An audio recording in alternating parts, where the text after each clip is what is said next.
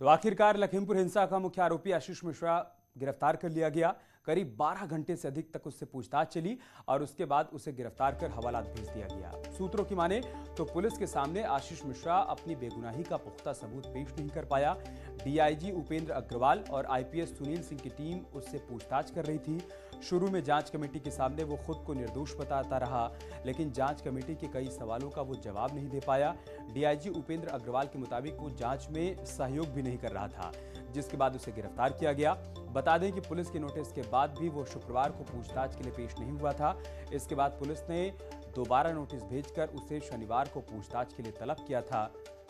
कई घंटों तक पूछताछ हुई और बाद में उसे गिरफ्तार किया गया।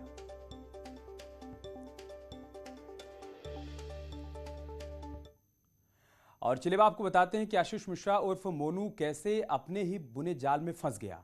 शनिवार की सुबह वो क्राइम ब्रांच के दफ्तर पहुंचकर एसआईटी के अध्यक्ष डीआईजी उपेंद्र अग्रवाल के सामने पेश हुआ।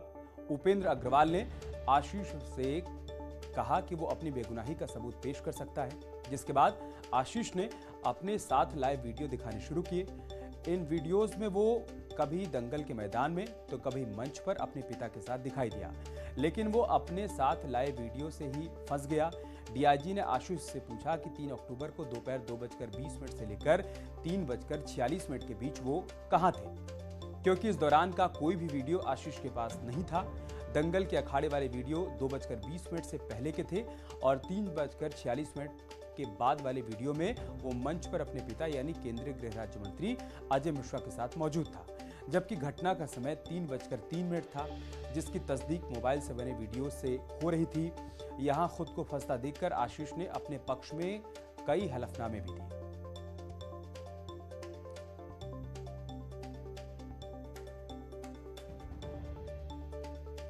और इस खबर पर और अधिक जानकारी के लिए हमारे सहयोगी राजीव इस वक्त हमारे साथ जुड़ चुके हैं। राजीव, क्या अपडेट, क्या जानकारी आपके पास गिरफ्तारी के बाद से? देखिए, बीते शनिवार को करीब 12 घंटे से अधिक की पूछताछ के बाद केंद्रीय गृह राज्य मंत्री अजय मिश्रा के बेटे आशीष मिश्रा को पुलिस ने गिरफ्तार कर लिया है। इस दौरान कल जो आशीष मिश्रा है वो सुबह 10:40 पर पुलिस लाइन स्थित क्राइम ब्रांच के दफ्तर में पूछताछ के लिए पहुंचा था और उसके बाद से देर रात 12 बजे तक उससे लगातार एक के बाद एक सवाल किए जाते रहे, लेकिन वो जांच में सहयोग नहीं कर रहा था और कई ऐसे बड़े सवाल थे जिनका जवाब देने से भी बच रहा था। उसमें जो सबसे बड़ा अहम सवाल था कि आखिर जब घटना हुई तो उस वक्त वो कहां पर था, क्या वो उस घटना के वक्त घटना स्थल पर मौजूद था। जब उससे पूछा गया तो वो ये मना करता रहा कि जब वो घटना हुई तो वो वहां पर नहीं मौजूद था, लेकिन जो साक्ष्य पुलिस के पास मौजूद थे, जो सबूत मौजूद थे, जो गवाह मौजूद थे, वो ये कह रहे थे कि नहीं, आशीष मिश्रा मौके पर ही मौजूद था। जिसके बाद पुलिस ने उसे अपनी बेगुनाही के लिए जो सबूत पेश करने की बात कही तो उसने कुछ वीडियो पेश किए और कुछ अपने पक्ष में एफिडेविट हलफनामे पेश किए, जिनमें यह कहा गया कि वो वहां पर मौजूद नहीं था। उसके कुछ समर्थकों के एफिडेविट थे, लेकिन जो वीडियो, जो लोकेशन पुलिस के पास थी, उसके मुताबिक आशीष मिश्रा उसी लोकेशन पर था। ऐसे में तमाम ऐसे सवाल थे। दूसरा जो सबसे बड़ा सवाल था कि जब जो मुख्य अतिथि वहां पर पहुंचने वाले थे उनका मार्ग डाइवर्ट कर दिया गया था और वहां पर किसान कृषि कानून के खिलाफ प्रदर्शन कर रहे थे, इसकी जानकारी आपको थी और सैकड़ों की संख्या में किसान मौजूद थे। तो फिर क्या कारण था कि आप डाइवर्ट मार्ग से न जाकर उस मार्ग पर गए जहां पर किसान पहले से ही आक्रोशित थे और प्रदर्शन कर रहे थे। आशीष मिश्रा इसका भी कोई संतोषजनक जवाब नहीं दे पाया। इस दौरान उससे यह भी पूछा गया कि जो फायरिंग की बात आ रही है और आपकी गाड़ियों में कारतूस मिले हैं वो कहां से आए? ये जो कारतूस थे ये 315 बोर के थे और 315 बोर का जो लाइसेंस है न तो वो आशीष के पास है और न ही उसके दोस्त अंकित दास के पास है। तो ऐसे में ये असलहा किसका था और ये कौन लोग थे जो असलहे लेके आपके साथ चल रहे थे? आशीष मिश्रा इसका भी जवाब देने से बचता रहा और यही कारण है कि जब एसआईटी को जो मुख्य सवाल थे उनका जवाब नहीं मिला तो एसआईटी के जो अध्यक्ष डीआईजी उपेंद्र अग्रवाल थे उन्होंने देर रात बाहर आकर मीडिया के सामने इस बात की आधिकारिक पुष्टि की कि जो ये आशीष मिश्रा है इससे लगातार पूछताछ की जा रही है और इसको कई मौके दिए गए हैं। इस दौरान आशीष मिश्रा, उनके वकील, उनके परिजनों को तमाम मौके दिए गए कि वो अपने बेगुनाही को साबित करने के लिए अगर उनके पास कोई साक्ष्य है, कोई वीडियो है, कोई ऑडियो है, कोई फोटो है तो वो प्रस्तुत कर सकते हैं ताकि पुलिस उसको देखकर संतुष्ट हो सके। ठीक है। लेकिन 12 घंटे तक की चली पूछताछ के दौरान एक भी साक्ष्य ऐसा नहीं प्रस्तुत किया जा सका जिसके आधार पर यह कहा जा सके कि आशीष मिश्रा बेगुनाह है। और यही कारण था कि फिर देर रात में एसआईटी ने उसके गिरफ्तारी का ऐलान कर दिया और फिर कड़ी सुरक्षा व्यवस्था में उसे मजिस्ट्रेट के सामने जेल में ही प्रस्तुत किया गया, जहां से उसे न्यायिक हिरासत में जेल भेज दिया गया। अब एक बार फिर क्योंकि वो जांच में सहयोग नहीं कर रहा था, तमाम ऐसे सवाल हैं जिनका उसने जवाब नहीं दिया।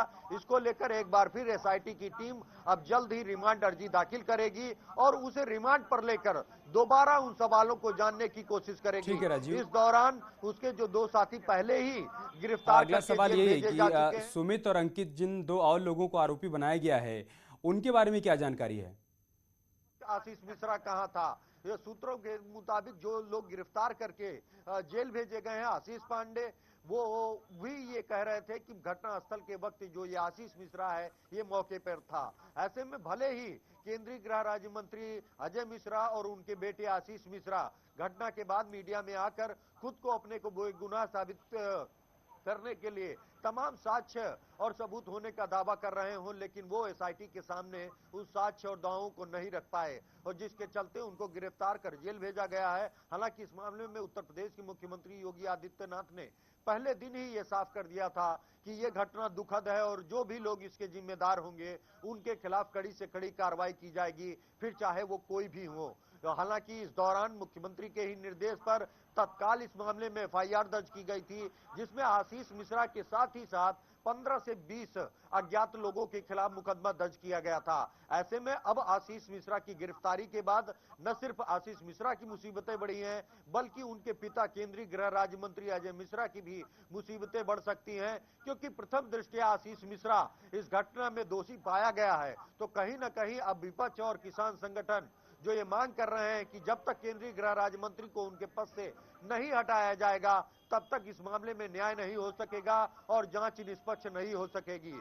तो अब दबाव केंद्र सरकार पर भी है और साथ ही साथ उन लोगों पर भी है जो लोग घटना के वक्त मौके पर मौजूद थे, क्योंकि पुलिस ने उनकी गिरफ्तारी के लिए भी ताबड़तोड़ दबिश देनी शुरू कर दी है और कई टीमें बनाकर राजधानी लखनऊ से लगाकर नेपाल और उत्तराखंड तक की उनकी तलाश में लगातार दबिश दी जा रही है। उनको गिरफ्तार करने का प्रयास किया जा रहा है ताकि उनको गिरफ्तार कर ये पता लगाया जा सके कि आखिर बीते 3 अक्टूबर को लखीमपुर के तिकोनिया में जो हिंसा हुई, जिसमें 8 लोगों की मौत हुई, 4 किसान, एक पत्रकार समेत 8 लोगों ने जान गंवाई, उस घटना का मुख्य जिम्मेदार कौन था? कहीं ये घटना सोची समझी साजिश के तहत तो नहीं की गई। ठीक है राजीव, बहुत शुक्रिया आपका हमारे साथ जुड़ने के लिए और तमाम जानकारी